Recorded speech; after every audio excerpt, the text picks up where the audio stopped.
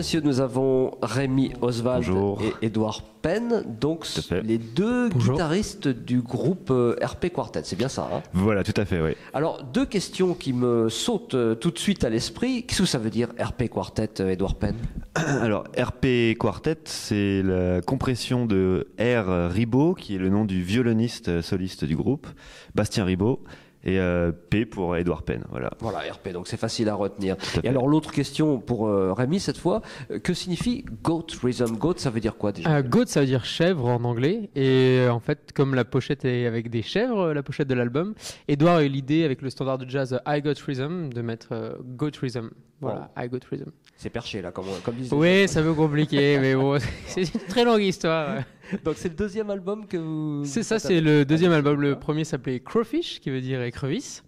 Et donc c'est une pochette avec des écrevisses. Et donc qu'on a fait en autoprod et ce nouvel album est chez Frémo et Associés. Ouais. Voilà. On va revenir sur Édouard Penn. Comment s'est constitué ce quartet? Vous vous êtes connus où et comment? Alors déjà avec Rémi, ça fait longtemps qu'on se connaît en fait. On avait le même prof de guitare, Serge Krief, qu'on salue au passage. Donc nous, ça fait, on a commencé à jouer ensemble il y a quoi, il y a 7 ans à peu près, quelque chose comme ça. Et Rémi a fait l'école Didier Locoud, donc qui est le CMDL, de la même année que le violoniste Bastien Ribot. Donc c'est là qu'ils se sont rencontrés. On a tout de suite commencé à jouer tous ensemble et on a monté le RP Quartet assez naturellement, quoi. Voilà. Alors c'est pas un groupe de jazz manouche de plus, parce qu'il y en a quand même déjà pas mal hein, dans le paysage jazzistique français. Vous avez une particularité, Rémi, qu'est-ce que c'est exactement? C'est quoi votre idée au départ? Alors l'idée au départ, c'est de jouer des standards qui sont pas joués d'habitude en jazz manouche ou pas trop, et qui viennent plutôt de la musique américaine, du hard bop et du bebop des années 60. En fait, c'est à force de longs trajets en voiture pour aller jouer, on écoutait que ça en voiture, on s'est dit on va essayer de jouer ça. Et finalement, on était assez surpris, ça marche plutôt bien. Alors, il y a des morceaux qui marchent mieux que d'autres. Et donc, on joue du Monk, Mingus, Coltrane, Bernstein aussi. On joue l'ouverture de Jet Song. De West Side Story, on joue Jet Song. Et donc, on essaie d'avoir un répertoire qui nous est propre.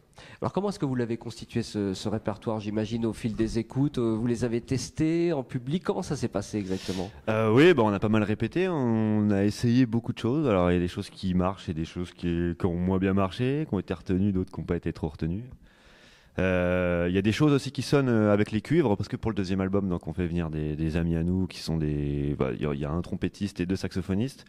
Et c'est vrai que là, pour le coup, on peut élargir les arrangements aussi, on peut jouer plus de choses. Alors vous avez devancé un petit peu ma question. Alors, quelle est cette section de cuivre composée de quel nom, quel musicien et pourquoi une section de cuivre? Alors, au saxophone ténor, Maxime Berton, qui est un ami à nous aussi. Enfin, c'est tous des amis à nous. Hein.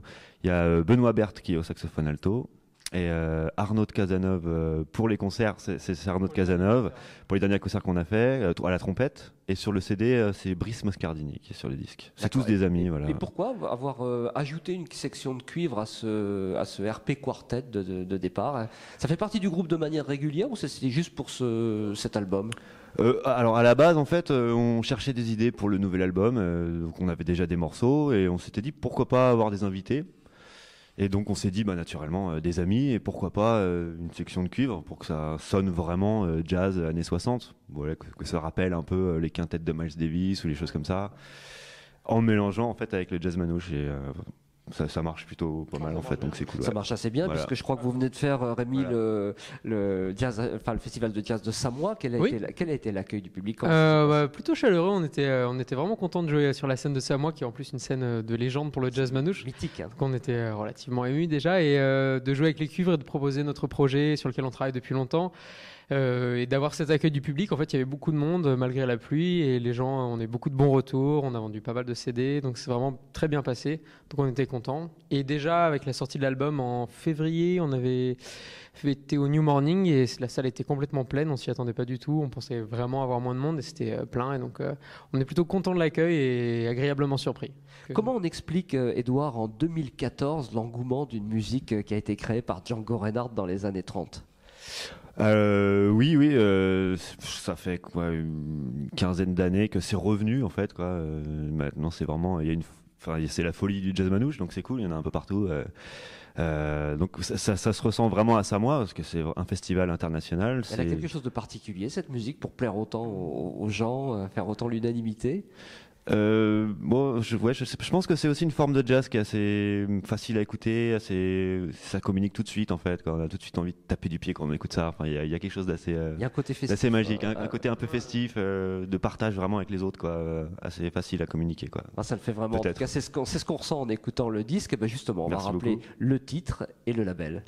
Alors le titre c'est Goat Rhythm, RP Quartet, et le label c'est Frémo et Associés. Merci à tous les deux. Donc je rappelle Rémi Oswald, guitariste rythmique du groupe, et Edouard Penn, Damien Varaillon à la basse. Ah oui, on l'a pas dit, mais alors c'est quand même important. Et voilà. Et Daniel, donc voilà. Merci à tous les deux. Merci beaucoup. Merci.